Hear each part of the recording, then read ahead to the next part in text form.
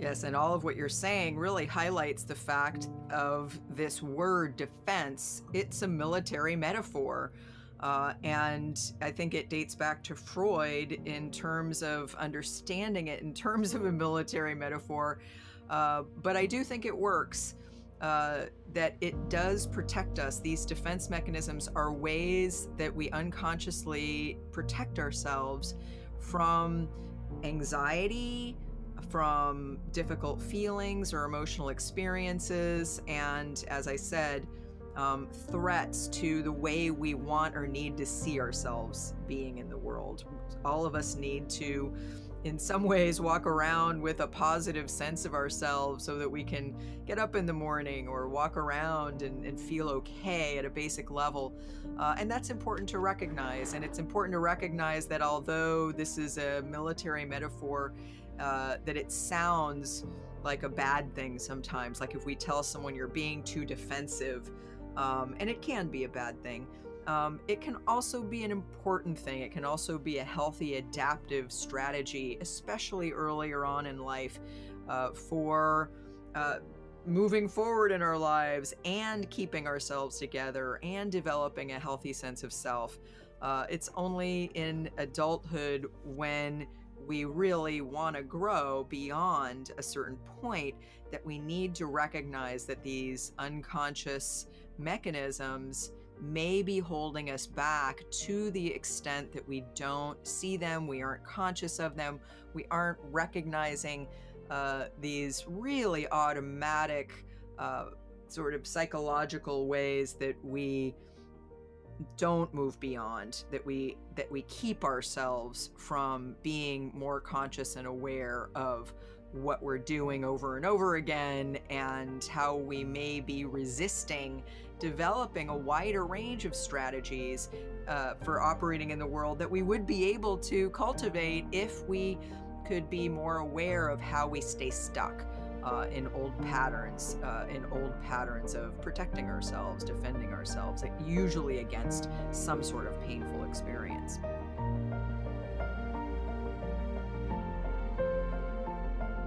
If we stick a bit more to what is the type's passion and the type's fixation, we will work with something that is more strategic to promote inner work and to understand what that type is truly about. And when it comes to the biggest fear, I believe that the 9 passions hold the answer to that. And we had an episode that we explained the 9 passions or emotional vices. So just to give you an example, sometimes people say that the biggest fear of type 8 is weakness or vulnerability. And fine, I like this answer, but I think there is a better way to explain what is type 8's fear, and that is to be small.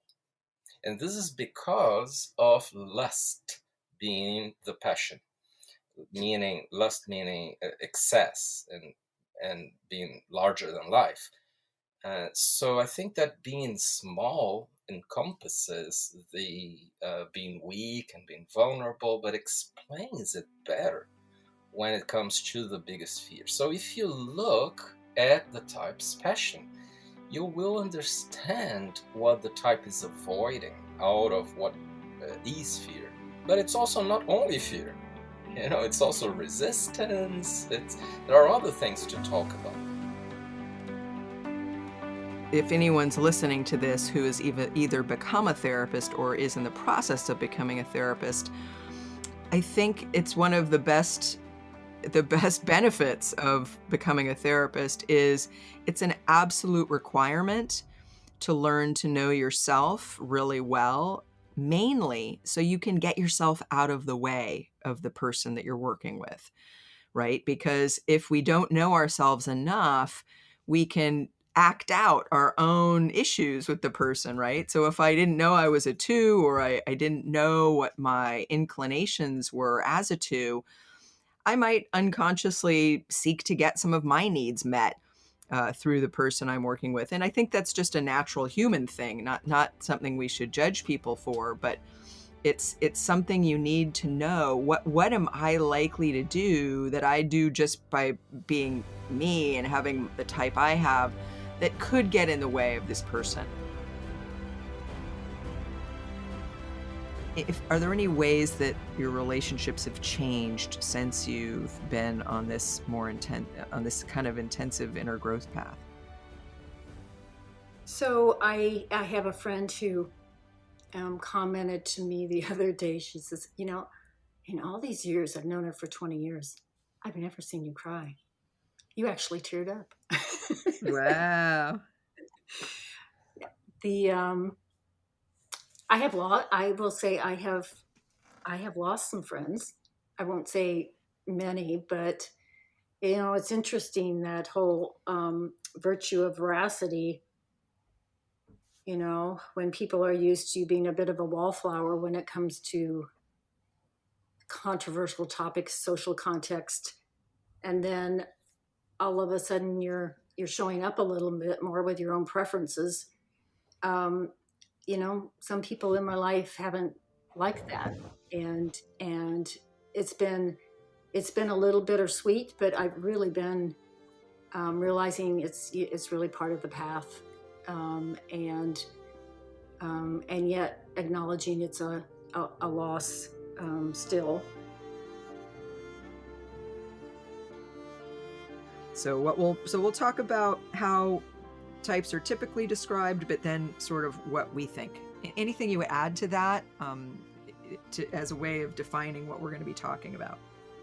As you said, we believe it's about time for us to confront and to contrast different takes in Enneagram theory for the sake of all students and for the sake of the Enneagram system itself. But I want to emphasize, we have a very big deal of respect for all teachers, and it's never personal. It's really coming from a stance that we believe we need to talk about all that, and we are inviting for a debate, a discussion. We actually also don't think at all that we are owners of the truth, but we want to put out there our views. We want to be courageous, to touch some differences. And this is how we believe that at this time that the Enneagram word is spreading all around, we will do a better service for everybody. Yes. So how are wings typically used, described, referred to? So I said a bit of this in my opening, that it seems to me that people utilize wings, the idea of this type right next to yours, and more specifically, one of the two types right next to your main type, as subtypes. So when someone says, I'm an 8 wing 7, it seems to me they're saying, there is this thing, this kind of subtype of the main type of 8 that has a specific set of traits that are 8 plus 7. Now, in my mind, that's not true. In my mind, the wing does not create a subtype of the main type. In my mind, and again, I'm just expressing my opinion, and that's what we'll be doing here. Of course, we think we're right. We've been studying this for a long time, but others may have different views, and I understand that. But I want to really back up my view with experience. In my experience, when I meet people of different types, I don't see a specific wing influence being the same for every person of that type. For instance, when someone says I'm an 8 wing 7, like, I have absolutely no idea what they're talking about. I do not think there's one thing called an 8 with a 7 wing. I think what I'm thinking they're saying is that I relate to 7 a lot. I'm an 8 and I have the 8 characteristics. I see that in myself, but I also have some of these 7 characteristics. Well, in my view, it's just natural that we all have a few of the characteristics of both wings. that's what the wings are, right? I do believe that the wings color our main type, that because the circle is a spectrum and not these distinct points along the circle, that it makes sense that I'm a 2, that I relate to some aspects of 3 and I will relate to some aspects of 1. But by the way, a bird needs 2 wings to fly. If you have 1 wing, you're flying around in circles, and maybe that's part of what people are saying when they have 1 wing, is this is how I'm off balance. The Enneagram exists for self-development, to bring us to where we are now, to a better place. So if we don't consider levels of awareness within our type, we are not using the Enneagram for what it has been imagined for. And when you say vertical dimension, it's important to know what that means. It's really going up on different levels of being or different levels of awareness in ways that we realize who we really are and not who we were when under effect of ego. And sometimes, and we get many questions about this, sometimes we say that personality is the lower self and essence is the higher self, which is a very simple model of 2 levels. If we are vibrating in the personality level, we are in a lower level than when we are vibrating on the level of essence, or even in touch with our soul and spirit. So we are heading there. And it's good to know the different phases we go through until we get there. It's quite useful also to know what has been happening to you when you've been doing inner work. There are some things that happen when we do inner work that people think like they're getting worse, but they're just results of doing inner work and desidentifying with our personality. I think it reminds me that it might be important just to name the fact that in many countries, and certainly here in the US, unfortunately, the Enneagram work has at times, most of the time, been something done by people with privilege. And we've had this question of like, well, is the Enneagram inner growth work really only for people who can really afford to do that, either socioeconomically, or, they're not having to worry so much about just survival. Um, and I do think that, you know, the way things have gone, and certainly things like being able to afford psychotherapy, being able to afford to go to workshops and retreats, has been a barrier to entry, unfortunately, for some people.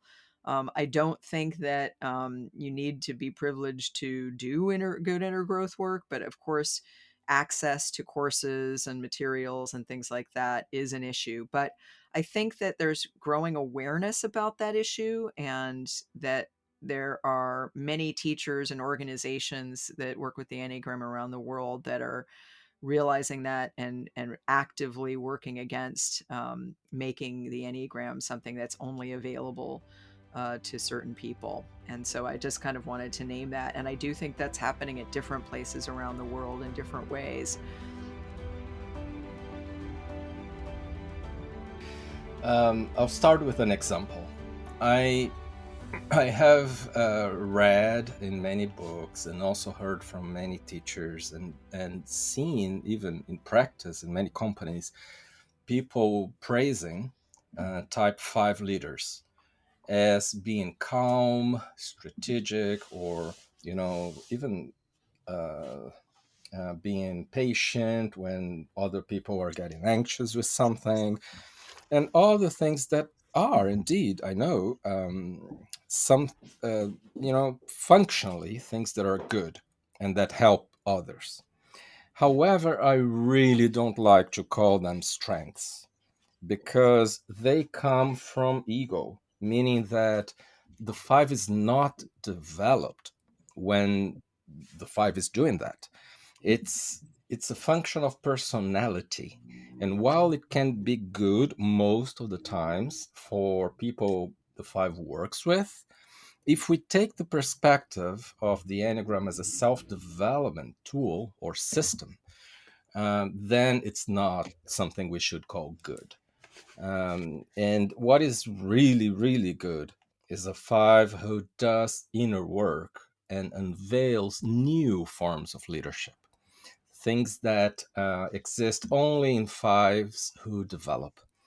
Um, so it's not that the 5 necessarily needs to fight against those qualities of personality, but there needs to be an understanding that they are not blessings.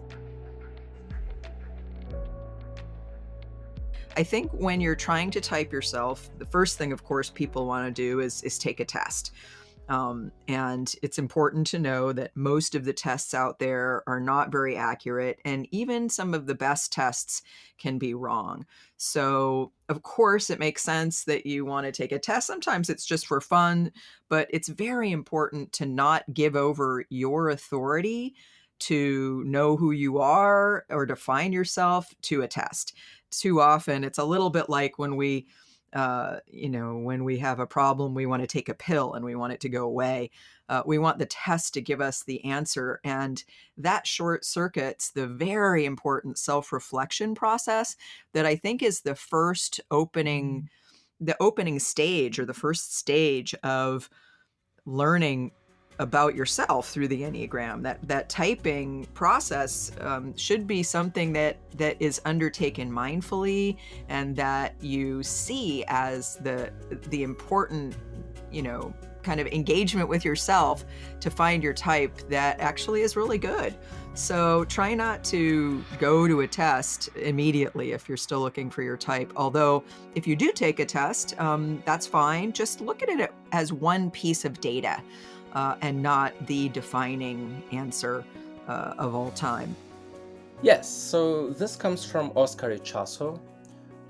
He said that the wing before our type, which is counterclockwise, is soulful, and the wing after or clockwise, if we take our type, is spirit. And my understanding of what he meant about that is that when we go back to one wing, the wing, when we go counterclockwise, we get more compassionate feeling with depth, and sometimes even with sorrow. I think that's a little bit of what soulful means.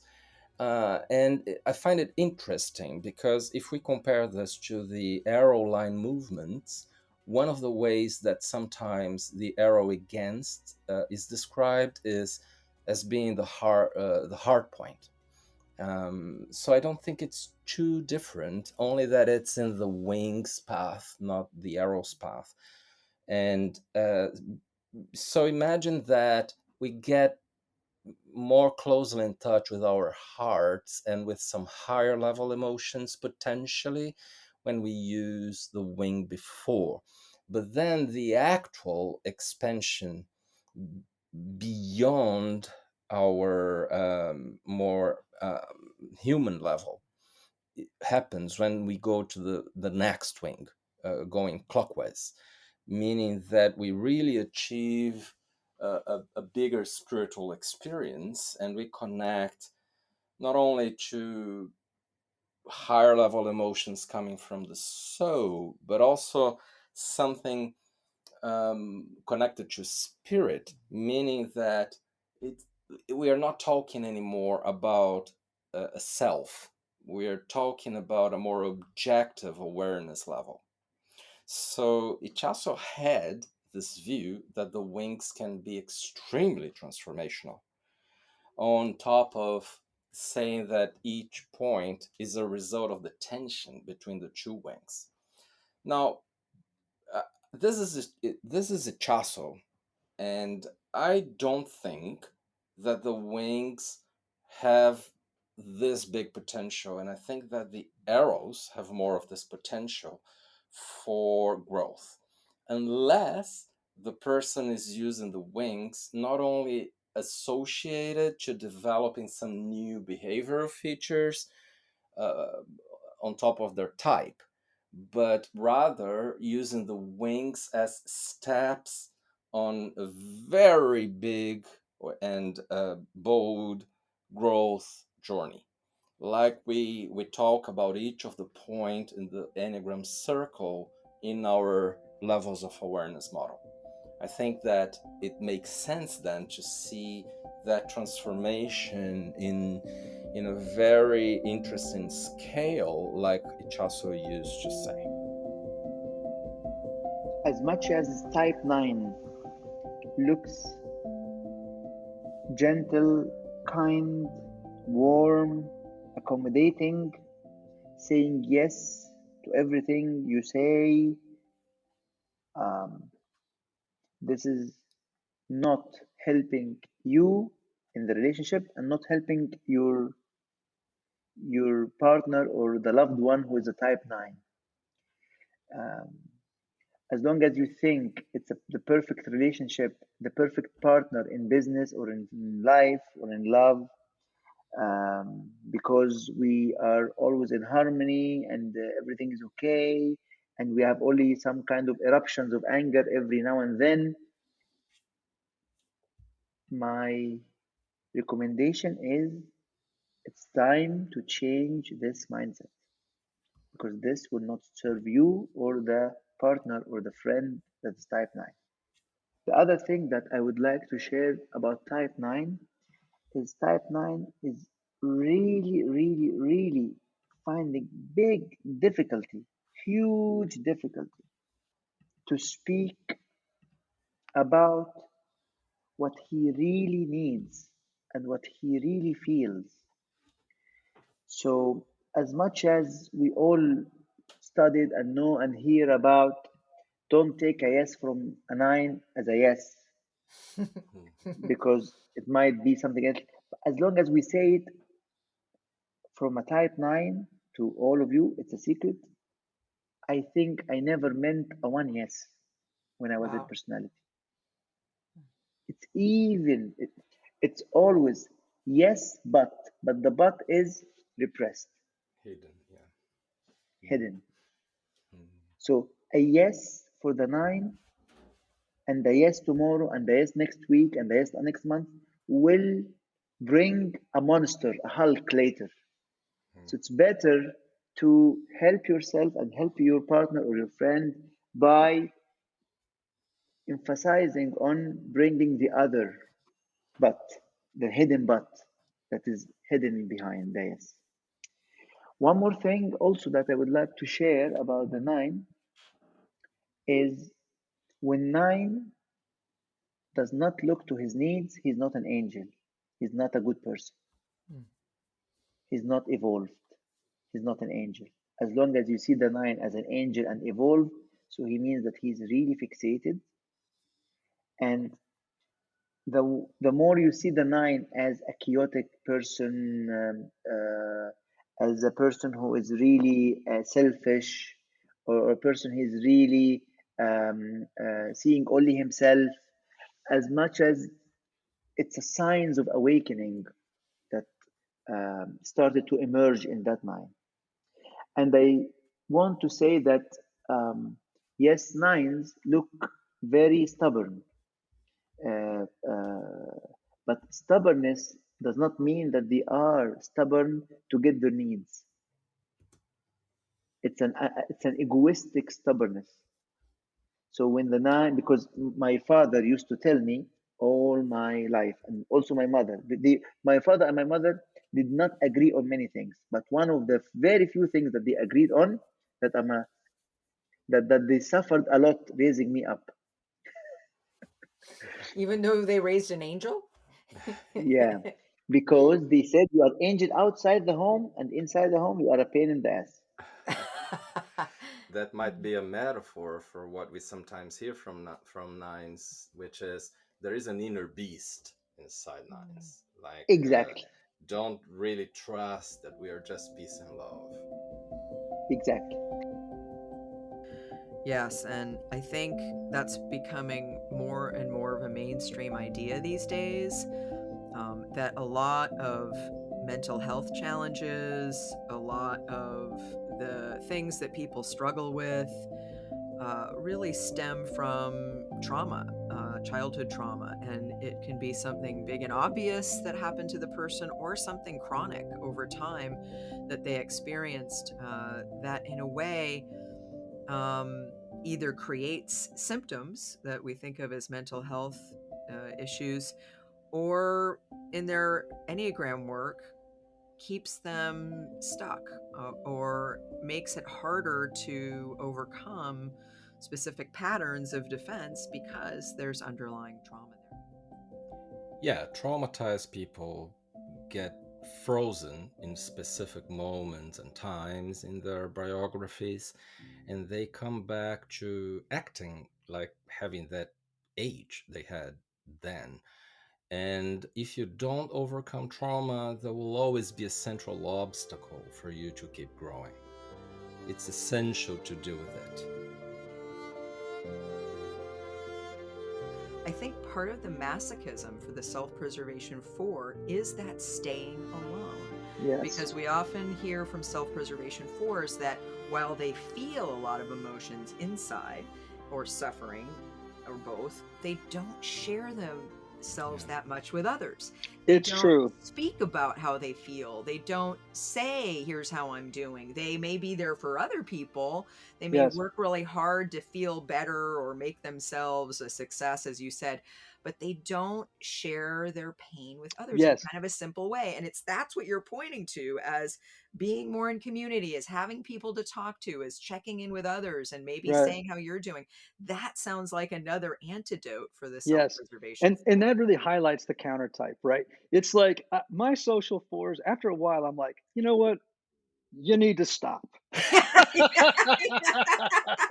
You Yes. know, like your pain is really on display here, and I'm I'm an empathic person, but can we just put it on hold for a second? And I but then it's been a struggle in my marriage and in some friendships because I can spend weeks walking around in a broody silence and just thinking about my brokenness, or I can not weeks, but and it is it takes so much effort sometimes for me to say, I'm feeling this pain right now. Because I'm just used to not talking as much about it as lots of other people. I mean, it's hard for me to say, I'm really frightened about what's happening with one of my children, or I'm feeling scared because I don't know if my next book will be as good as the last one.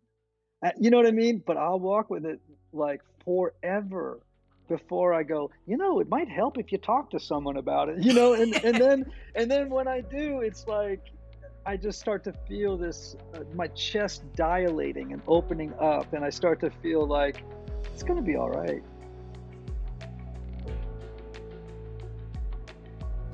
So the way the metaphor in my mind, and I don't think this is a perfect metaphor, but it's just a way for me to understand it, is I think of your Jungian functions, your Myers-Briggs type, as being like your operating system.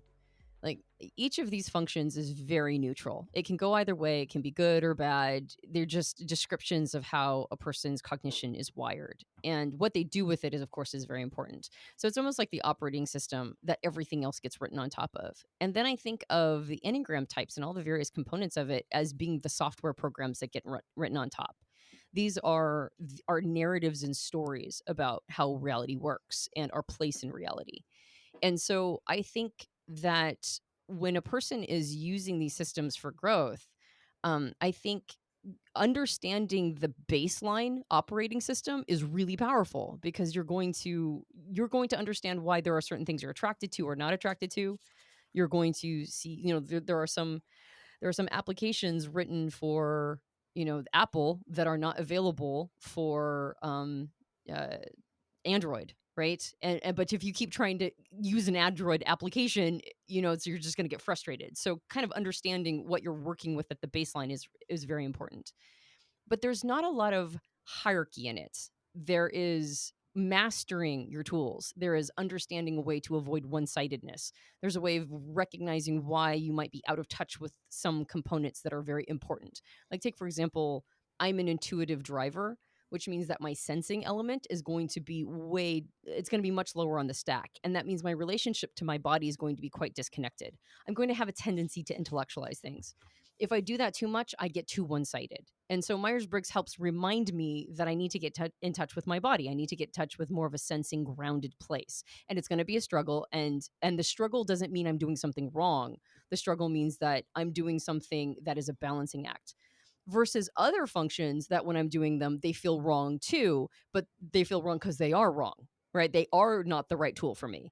So it helps me understand why something I might be out of a comfort. Is this a good out of my comfort zone, or is this just not a leveraged out of my comfort zone? So understanding what we're working with at a baseline is really helpful.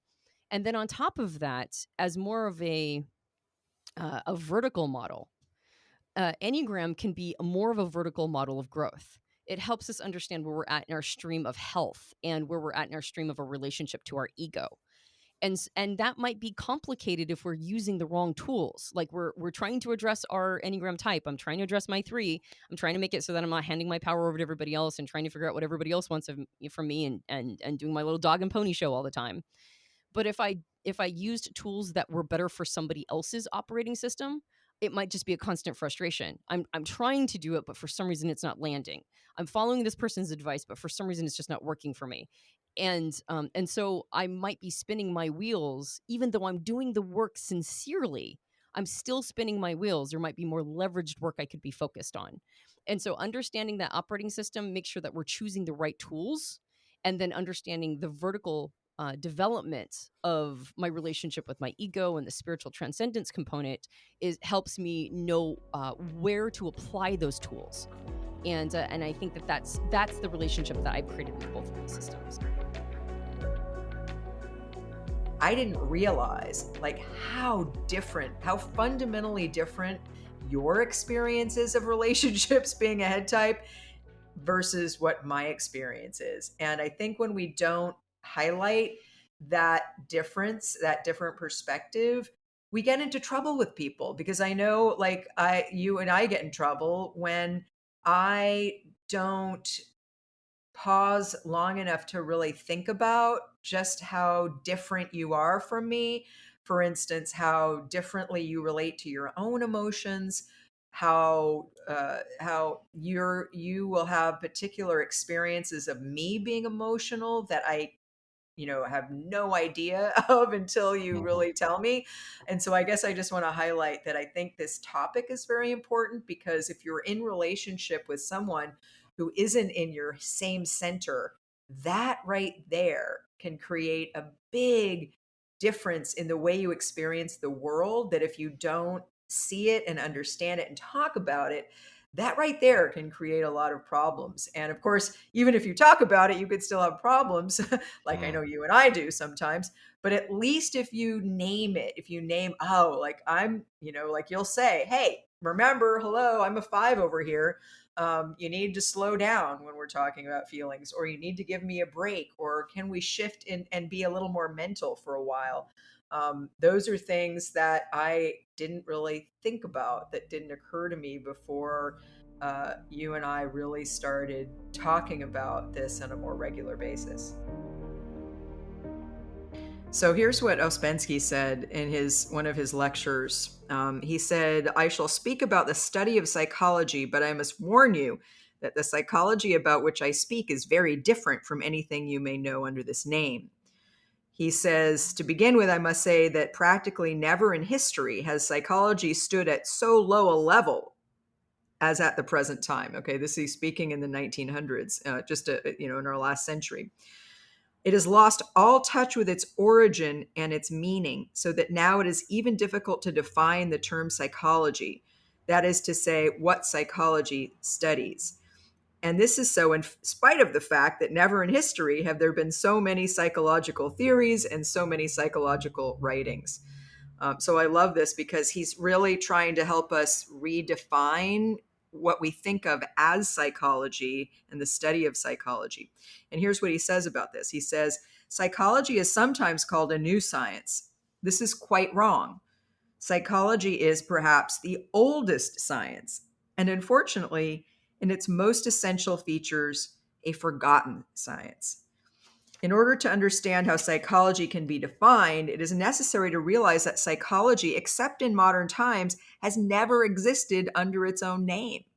So I love this idea that psychology has existed, for centuries, but not necessarily under the name psychology. And he says that this is because psychology was sometimes suspected of subversive tendencies, either religious or political or moral, and it had to use disguises, which I love. And he says for thousands of years, psychology existed under the name of philosophy.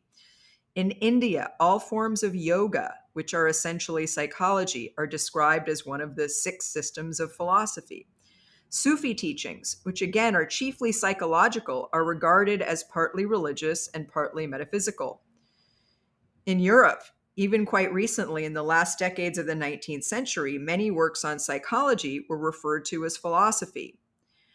He also says that that during the time when psychology was connected with the philosophy and religion, it also existed in the form of art. Poetry, drama, sculpture, dancing, even architecture were means for transmitting psychological knowledge.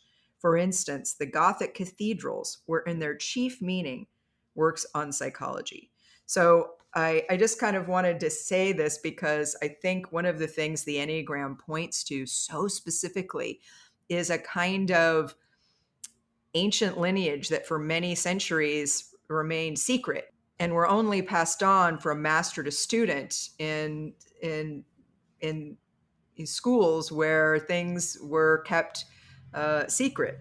And I think one of the things I love about the Enneagram is I believe its power comes from this very long-standing lineage of addressing the human psychology and spirituality and the ways that they can flow together and help us understand the whole project of human transformation, sort of what we are when we're identified with our personality and what we are when we come into the world and we grow up, but what is possible for us to attain.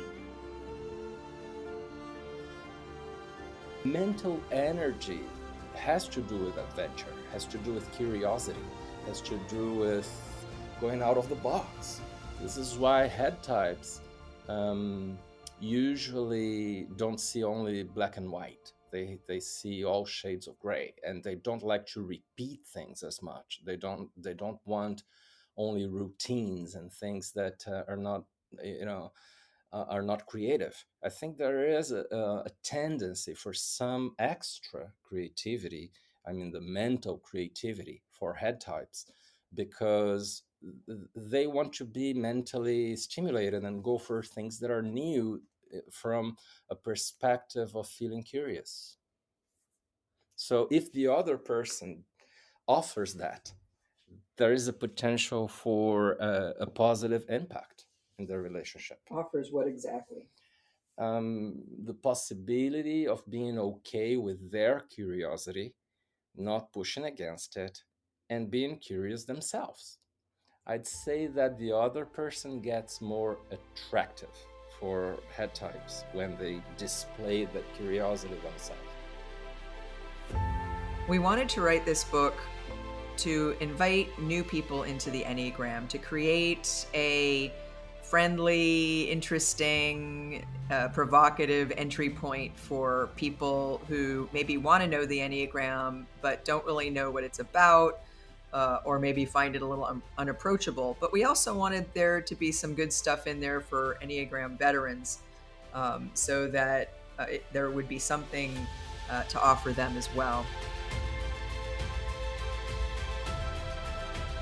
And Gurdjieff, I admire him so much for what perhaps we can call spiritual realism, which is don't start doing spiritual work by talking about light and angels.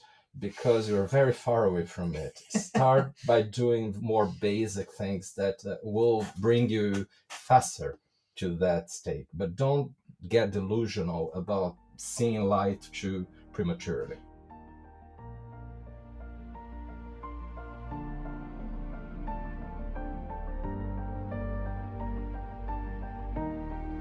Everyone wants to be able to achieve success in whatever way they want to in the work they do, whether it's doing work that has meaning and purpose, or, supporting your family, or surviving, or doing well in terms of material resources, whatever way you might define success in your work and your career.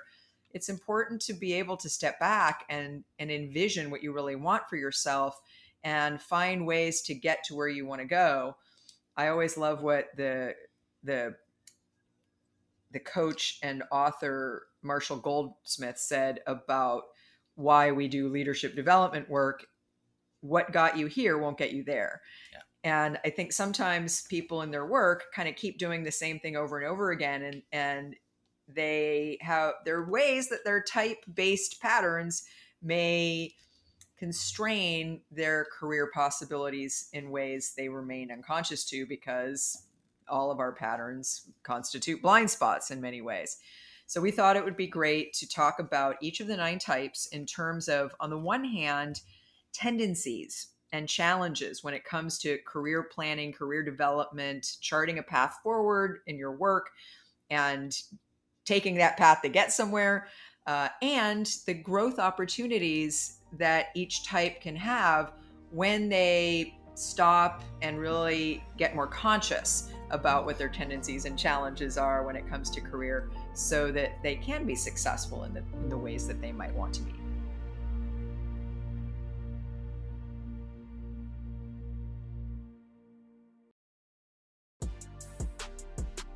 So join us again for our next Enneagram 2.0 podcast, where we talk about all things Enneagram.